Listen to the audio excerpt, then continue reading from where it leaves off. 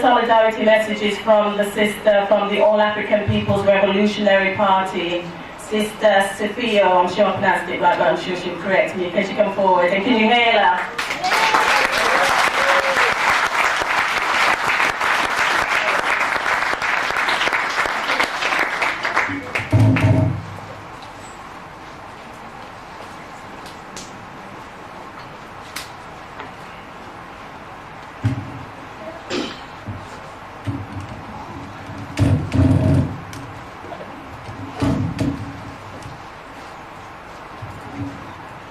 Okay, revolutionary greetings to all brothers and sisters here today from the All African People's Revolutionary Party.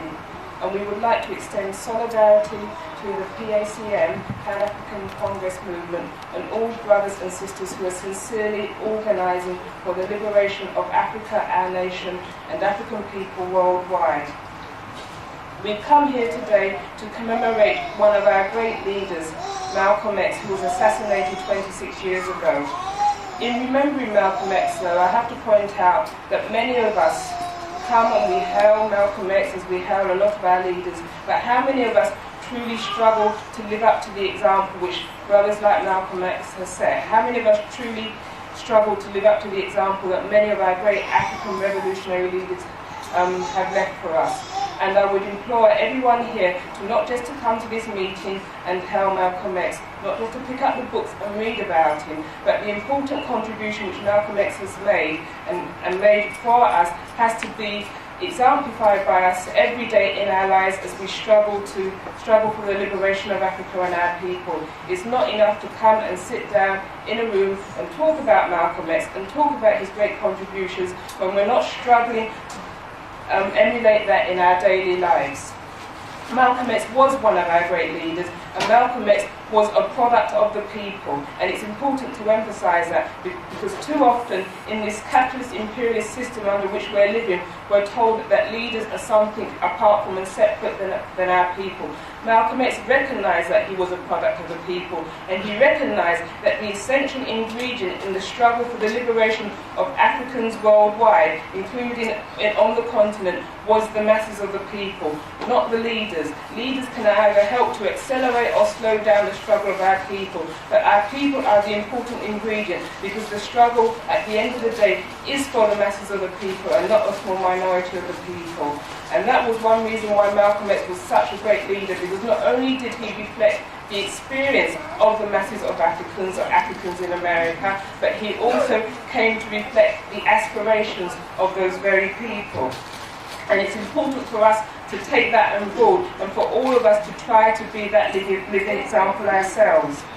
I'd like to emphasise just a few of the main things which we in the All African People's Party recognise that Malcolm X stood for, and which we are at this present time struggling to build and to continue on behalf of the masses of African people. Malcolm X recognised the necessity for organisation, and in fact it was an organisation, the Nation of Islam, which actually helped to formulate and to produce Malcolm X. Now, the Nation of Islam as an organisation which is Islamic and religious, and Malcolm X as a member of the Nation of Islam recognised that religion shouldn't bound or restrict our struggle for justice and liberation. Again, I feel that's important to emphasise, because too often in the society in which we're living, too often we are taught to sit back and not to get up and resist and rise against oppression and exploitation of our people, of our brothers and sisters out there on the street in the name of religion. Religion, if we look at the principles of the major world religions, Islam, Christianity, Judaism, those principles are based on justice and are based on equality and are based on humanism. But if we look at how religion has been used by a capitalist imperialist system, it very much distorts those principles and underplays them. Malcolm X, in his role as a revolutionary, recognised and tried to and struggled to live up to the true principles on which all religions are based, and it's important for us to remember that as well. So he stressed the necessity for organisation of the masses of our people. And if we look at the periods in which our great leaders have come to the fore, those periods have been represented by strong mass organisation of our people, of our African people. So Marcus Garvey and the UNIA, Malcolm X during the 1960s, Kwame Nkrumah and the various other African leaders in the struggle for independence from colonialism during the 50s and the 60s on the African continent. Another thing which Malcolm X stressed was unity, and that's unity amongst Africans worldwide. And we all know the problems which face us today as Africans. We call ourselves Afro-Caribbean, we call ourselves Black British. My parents were born in Africa, I'm first generation born here. Yet I'm constantly being told that I am Black British. That's trying to strip away from me and from others like me our African identity. We call ourselves Afro-Americans. Apart from now, we've moved forward and we're calling ourselves African-Americans. We need to drop the American, the British, the Caribbean, the Nigerian, the Ghanaian, and we need to assert that we are all Africans and we are all one people. And we need to come together. Another aspect of our disunity is this thing between brothers and sisters. We're constantly being told that African brothers and African sisters cannot get it together. Again, we need to come together and struggle over the contradictions which are amongst us as Africans, brothers and sisters. And we know that there are contradictions amongst us which are perpetuated by African brothers onto African sisters. But sisters, we also have to recognise what part we play in that and how we perpetuate our own oppression. But we need to come together and struggle. But I hope the brothers are taking that on board for what I'm saying and not misunderstanding it, because brothers play a major part in the oppression of African sisters, okay? And they need to recognise that and they need to struggle against that honestly. But we as African sisters also need to look at the contradictions which we bring to it. And Malcolm X, as a brother, had contradictions in relation to African sisters, but also as a revolutionary who developed over time, recognised the full role which African sisters can play, and also it's necessary for African women to play if our nation and our people worldwide are going to be liberated. And we have to remember that, because African women make up over 50% of our population, of our nation. And if we are not in the struggle, if we are not part of that struggle, and if we don't benefit from that struggle, then we're fooling ourselves if we think that our nation is ever going to be liberated. Malcolm has also emphasised the necessity for political education.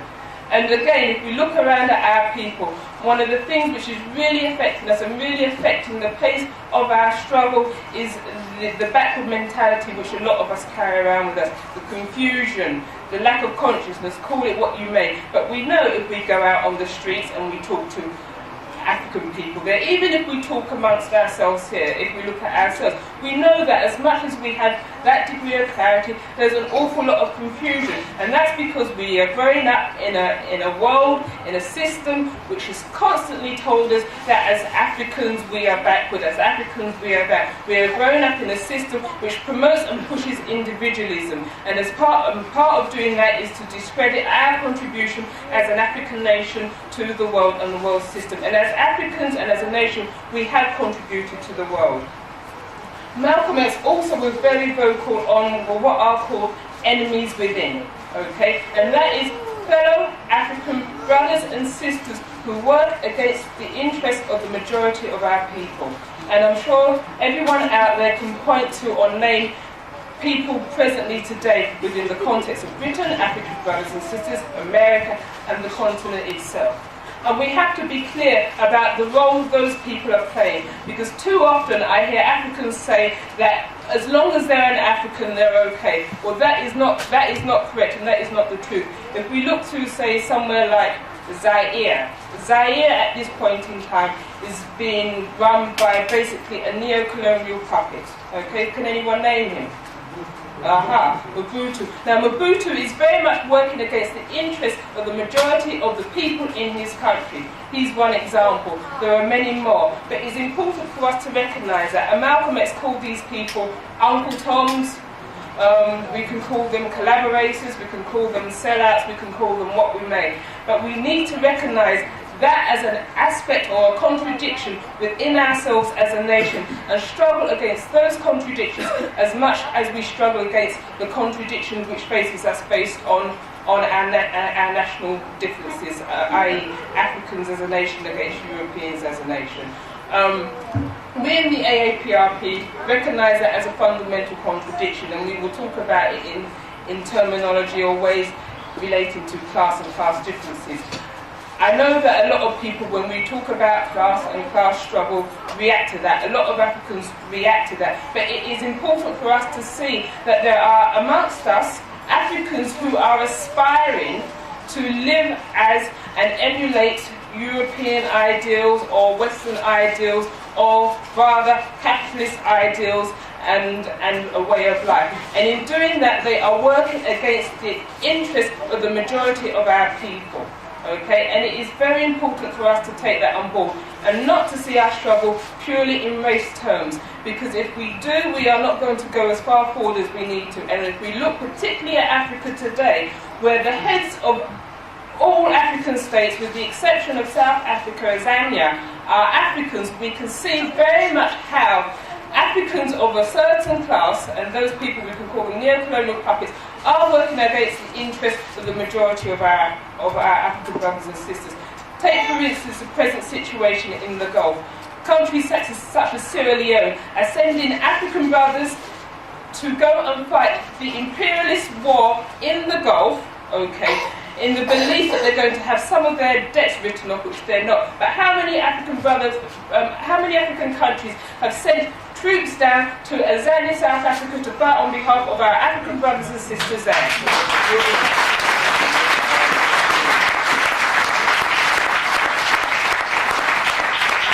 So let us, when we're looking at our struggle and when we're looking at ourselves as a nation, recognise the contradictions within for what they are and struggle against them. If we really are sincere about us moving forward as Africans worldwide. And Malcolm X clearly came to recognise this, and we need to recognise that as a development, because Malcolm X, when he started out, yes, he was very much talking in terms of race and separatism and whatever, but do you know what actually turned him around? It was actually going to the Middle East and to Africa and actually meeting people who were struggling to and acting out of humanist principles and related to him as a worldwide, and that includes Africans outside of the continent, because people often misquote us and say we're only struggling for the liberation of Africans on the continent.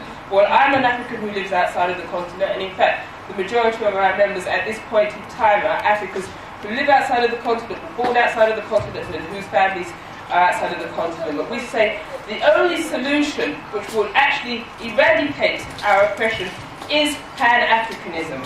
Okay, now Pan-Africanism is a term that is being used and is commonly in use amongst us as African people. Now what we mean by Pan-Africanism is the total liberation and unification of Africa, our nation, landmass, and us as a people, African people, under a socialist system, scientific socialist system, so that our landmass and our labour is not exploited anymore, but that our landmass and our labour and our people work for the benefit of the masses of our people, so that the minerals which are taken out of our land, the land which we use to sow and grow crops, the labour which we toil, we use to develop our nations, are utilised for the benefits of our people, and not for a small minority of either neo-colonial puppets or Western imperialist nations, and within that a small minority of people. So we strongly put forward the need for us to struggle for Pan-Africanism. And Malcolm X talks about it in terms of internationalism and things in his book. But just to read you a couple of quotes to emphasise.